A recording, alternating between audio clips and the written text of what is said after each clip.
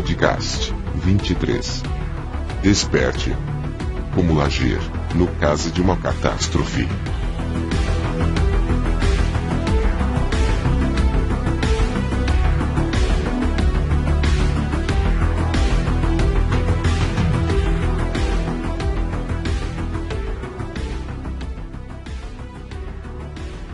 Facebook. Uma nova humanidade, Sr. Black. As histórias sobre sobrevivência de pessoas em meio a imensas catástrofes sempre se concentram em saber o que esses indivíduos têm de tão especial que os ajudaram a permanecer vivos. Um pesquisador do comportamento de pessoas em ambientes de extremo estresse, na Universidade de Portsmouth, na Grã-Bretanha, analisou a atitude de sobreviventes e vítimas de dezenas de desastres ocorridos em todo o mundo durante décadas, e descobriu que, em situações de vida ou morte, cerca de 85% das pessoas ficam tão desnorteadas que não conseguem pensar com clareza nem planejar uma fuga. Elas ficam mentalmente paralisadas, em estado de choque, e morrem. Consciência: a diferença entre ficar vivo ou morrer em meio a uma catástrofe. Em um evento extremo, a maioria das pessoas não consegue fazer sequer a única coisa que poderia salvar sua vida. Às 19 horas de 27 de setembro de 1994, a balsa MS Estonia deixou a capital estoniana, Tallinn, rumo a Estocolmo, na Suécia, com 989 pessoas a bordo.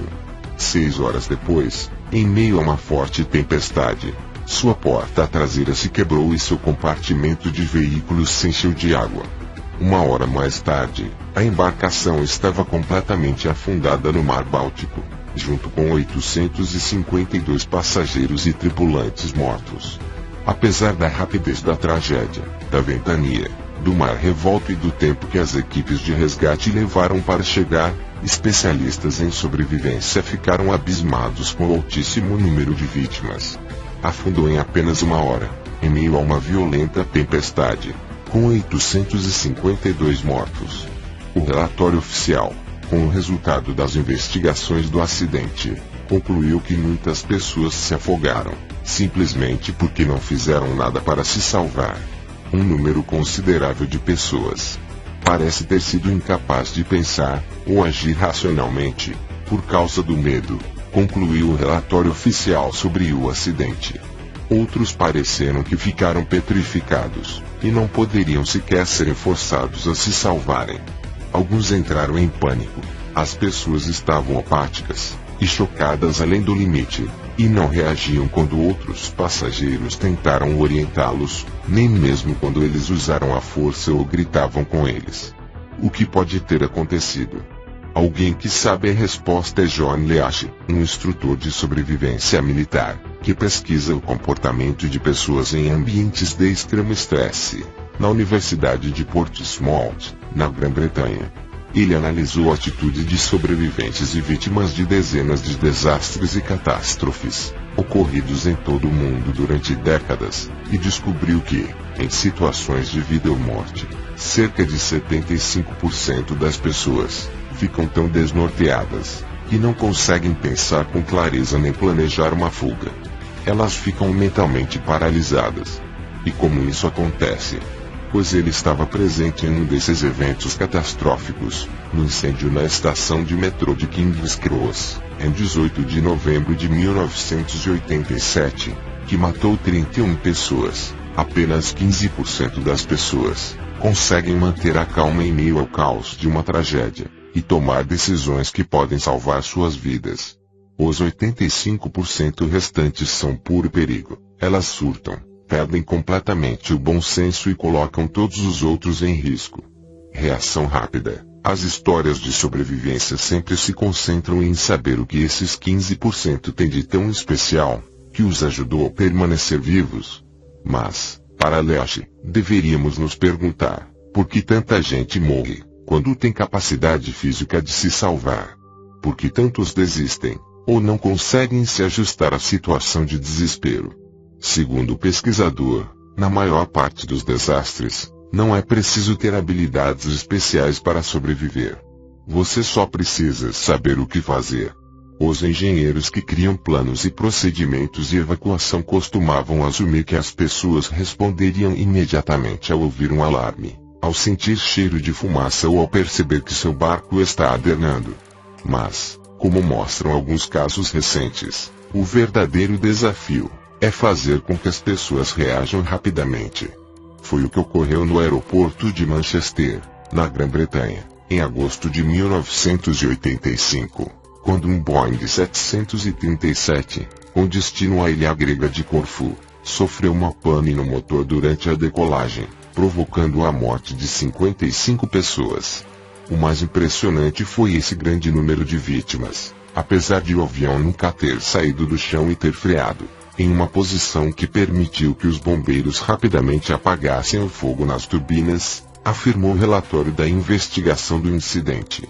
Em vez de perderem a razão e correrem desesperadas para as saídas de emergência da aeronave, foi a relutância das pessoas, e o pânico, que as colocaram em um risco muito maior.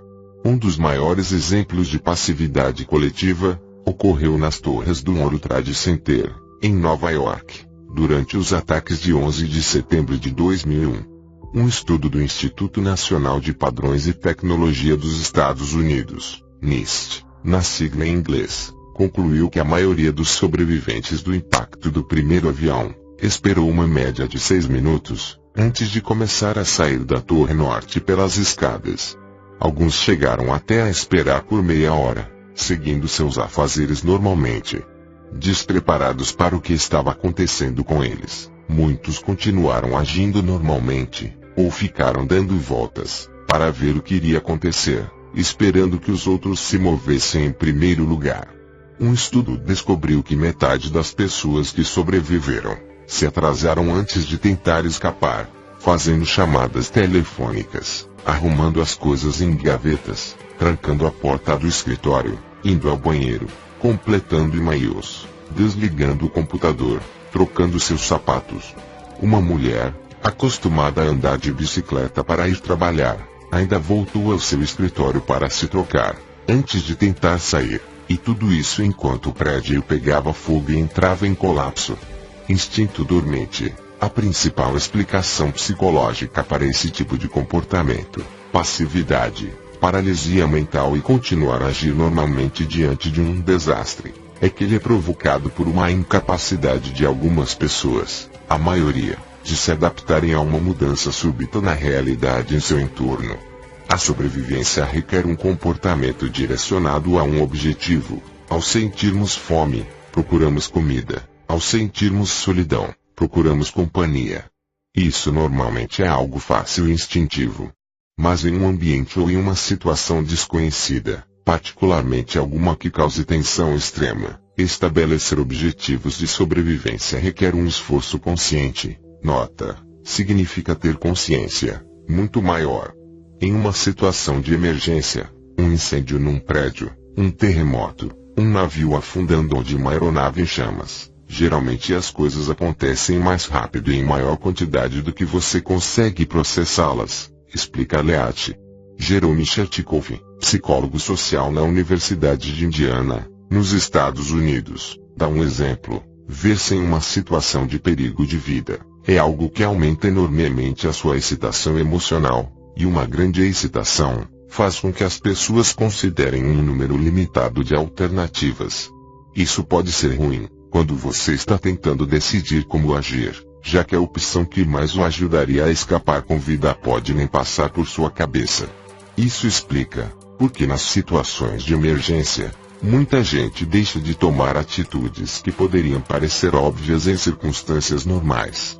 Preparo é fundamental. Por isso, a maioria dos especialistas em sobrevivência acredita que a melhor maneira de pensar com mais clareza é se preparar para uma emergência com antecedência. A prática torna as ações automáticas, sem a necessidade de se perder muito tempo pensando, diz Chertikov. Isso significa prestar atenção na localização das saídas de emergência. Quando você entra em um cinema ou em outro tipo de espaço fechado, ler as instruções de evacuação do prédio deixadas no seu quarto de hotel e sempre prestar atenção nos procedimentos de segurança que os comissários de bordo demonstram no avião. Ou seja, a maioria dos sobreviventes sobrevive, não porque são apenas mais corajosos, mas porque também estavam mais bem preparados, e informados igual conscientes.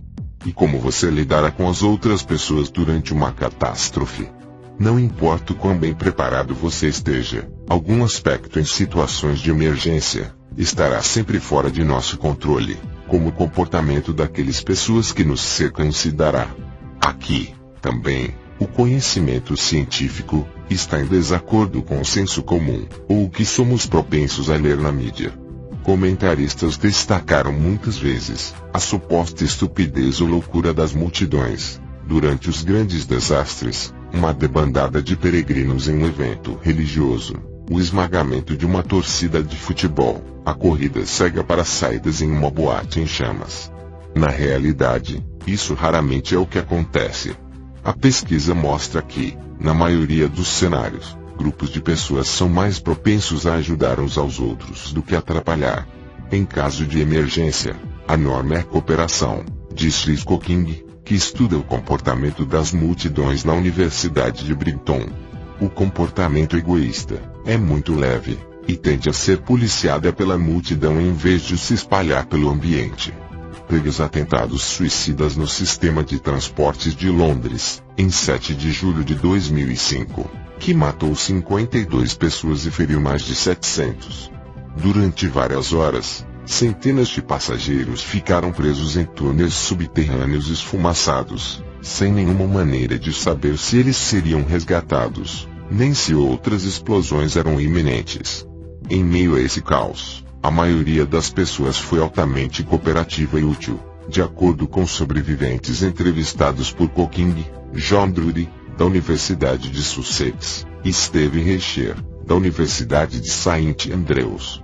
Os psicólogos chamam isso de resposta à resiliência coletiva, uma atitude de ajuda mútua e de unidade no meio do perigo.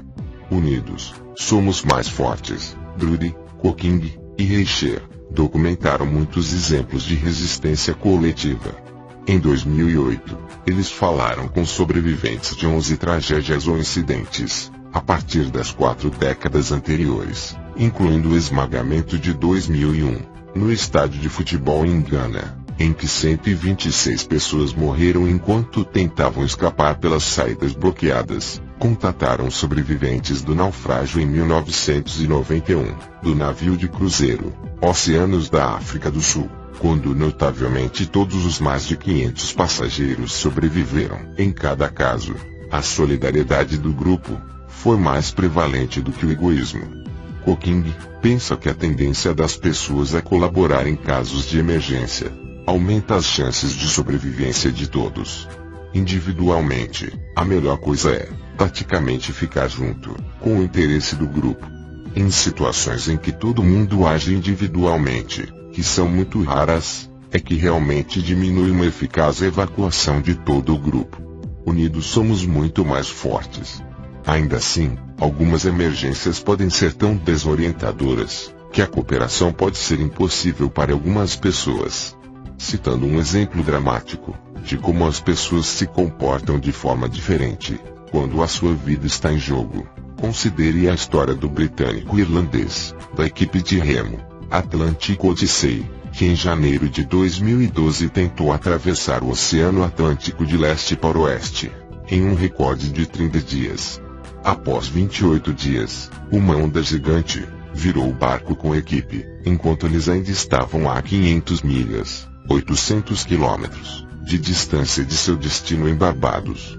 De acordo com Mark Beaumont, um aventureiro e radialista, que fazia parte da tripulação de 6 remadores, todos teriam se afogado, se vários deles não tivessem mergulhado várias vezes sob o casco virado para cima, para liberar o bote salva-vidas, e recuperar o rastreador GPS com sinal de emergência, o telefone via satélite, água fresca e comida. Choque profundo, mas nem toda a tripulação reagiu tão racional e cooperativamente. 2 rapazes entraram em estado de choque muito profundo, lembra ele. Um deles mal conseguia dizer uma palavra. Ele apenas fechou os olhos e desligou. Mais tarde, esse colega, que era um remador forte, explicou Deamont, que tinha ficado muito oprimido pela situação. Eu estava completamente fora do meu alcance, disse ele. Eu pensei que a melhor coisa a fazer era ocupar o mínimo espaço possível no bote salva-vidas. Então fechei os olhos e esperei por aquilo passar. Será para nós morrermos ou sermos salvos. Não tenha medo. As chances são de que você nunca vá se encontrar em uma situação de desastre ou catástrofe. Mas é uma boa ideia imaginar que você pode ter que enfrentar emergências e estar ciente de que existem ameaças lá fora e que você pode se preparar para elas, sem resvalar para a paranoia. Tudo o que você tem a fazer é perguntar a si mesmo algo muito simples, diz Leash. Se algo acontecer, qual deveria ser a minha primeira resposta? Uma vez que você puder responder a essa questão, todo o resto vai estar no lugar. É simples assim. O nécio pode associar-se a um sábio toda a sua vida, mas percebe tão pouco da verdade, como a colher do gosto da sopa. O homem inteligente pode associar-se a um sábio por um minuto, e perceber tanto da verdade, quanto o paladar sabe do sabor da sopa. Textos budistas. Fonte: Michael Bond, para BBC Future, facebook.com. Uma nova humanidade. Você acabou de ouvir Podcast 23. Desperte, como agir, no caso de uma catástrofe. Gratidão por ouvir até aqui. Em breve, retornarei com mais informações. Até a próxima. Se gostou desse vídeo, compartilhe e deixe o seu joinha. Inscreva-se no canal para mais vídeos e informações.